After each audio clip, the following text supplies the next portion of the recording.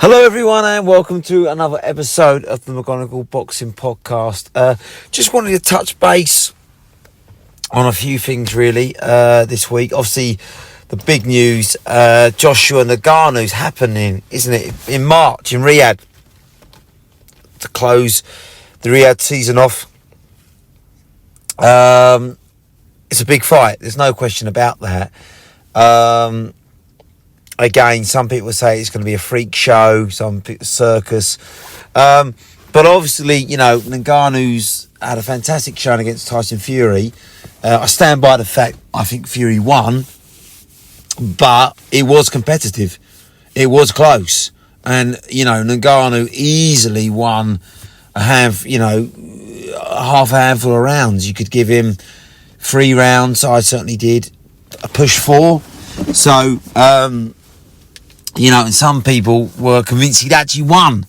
So, you know, you can see now after that showing that it holds weight. And of course, had he been steamrolled by Fury, this fight definitely wouldn't be happening. So, credit Ngannou. Listen, he's a lovely man and he's done so well for himself. Considering, you know, there's a great picture going around social media today. 2012, Ngannou was homeless.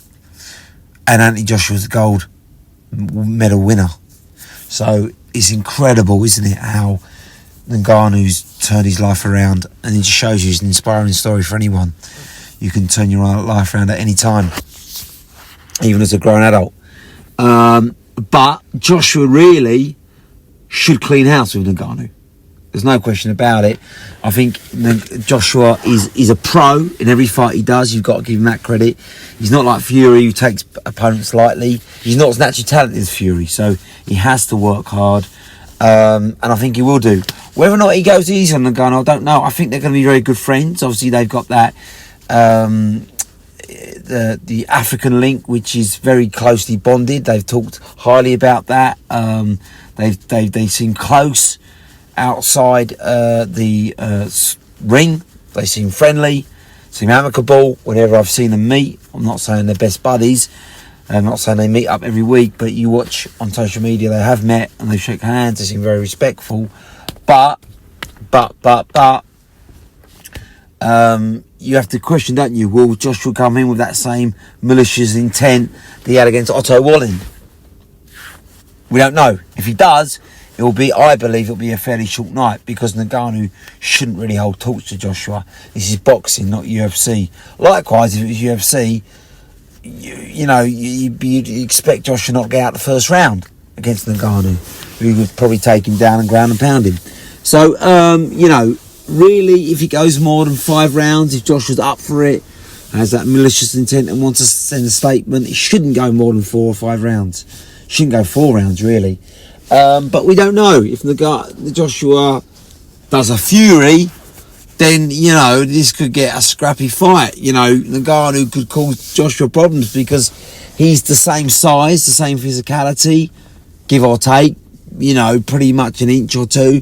You know, he's going to be stronger than Joshua, which will be a rarity for Joshua, especially in the clinch. And, you know, Ngannou holds power, and Joshua can be hurt. So he could cause Joshua problems. He really could, like he did Fury. Especially, you know, if he throws a haymaker, you know, will Joshua get out like Fury did? We don't know. We didn't see it against Ruiz, did we? And he can be susceptible to, you know, wide punches around the temple, as you saw against Ruiz. So, for me, Joshua has to fight this fight aggressively, 100% statement. You know, he can't be nice in there. He can't be over-respectful, and he can't be laid back, because it could turn into a nightmare for him, a bit like he did for Fury. But ultimately, I expect Joshua to be a pro. I expect him to you know, train really hard, respect Ngannou. He should do after Ngannou's shown against Fury. And I just think the combinations will eventually get through to Ngannou. And I expect Joshua to finish Ngannou probably with an uppercut, because he is susceptible to that, around the round 4 mark for a big TKO win.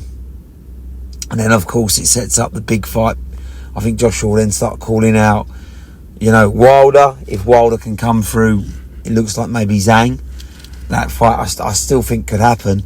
But if not, he'll definitely call out the winner of Fury and Usyk, which ironically will be literally just over 4 weeks before the Joshua Ngannou. So I definitely look to push that, and it's good to see Joshua active.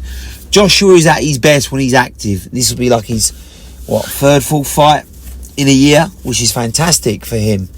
You know, and that's what for him against Usyk. It was like once every 15 months. You're not going to get the best of Joshua. He's going back to his early career where he's fighting regularly and aggressively. And I do think under Ben Davison he has made improvements, and it'll be good to see. So long may it continue. Let's hope he doesn't take Ngannou lightly. As for Ngannou, he's just got to go out there. He's got to fight aggressively early on. Try and put it on Joshua early on, because if he doesn't, then he runs the risk more and more of Joshua countering and stopping him. I think, you know, he's got to try and maul Joshua, go over him, beat him up in the cleats, try and back him up, and throw some haymakers. He's got to try and out-wrestle Fury. He's got to make an ugly fight of Joshua, aggressive and ugly fight early on, get in Joshua's chest, try and push him back. Don't try and outbox him. He goes down and gives Joshua some grief. But ultimately, like I say, I think Joshua will time him with big uppercut, combo. And as long as he's, like I say, aggressive intent, out there, around filling it out maybe for the first 2 rounds. I think respect. I think it will be early on, but I think Joshua eventually will, I can time him, I can hurt him. His defence is not a world class level. Well, he just couldn't get near him, could he? I think he will get near Ngannou or touch him up, and he'll beat him. And anyone Joshua can hit, he hurts, and ultimately wins. And I think he will hit Ngannou and he'll hurt him. And I think that'll be all she wrote. Ngannou. So hopefully then we'll go back to, you know, UFC, MMA, in the PL league that he signed for, and, you know, have a huge MMA fight, because he's a world-class MMA fighter. He's a good boxer. Class, and he gets found out against Joshua. Let me know what you guys think. Do you think Ngannou can pull off the upset? And it would be a huge upset, wouldn't it? I don't think I don't think he will. I don't think he'll see, like I say, more than 4 or 5 rounds. But I had a huge respect for him for going 10 with Fury. His gas tank seems impressive for someone who's 37, 38. And they'll train hard, but ultimately he just hasn't got the skills to beat a fully focused Joshua, who will have learnt from Fury's lesson not to take Ngannou lightly and to train hard. So yeah, I can't see Joshua making the same mistake.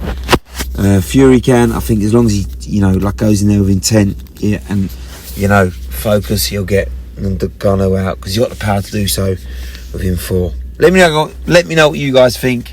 It's going to be a huge fight. It's going to be a big money fight. The atmosphere may not be great inside there, but trust me, people will be back in the UK and the States will be watching. It'll do great figures on pay-per-view. And it'll be a huge payday, you know, probably 50 million for Joshua and near enough that for Ngannou. So good luck to both of them. All right, guys, I'm out, and I'll see you soon.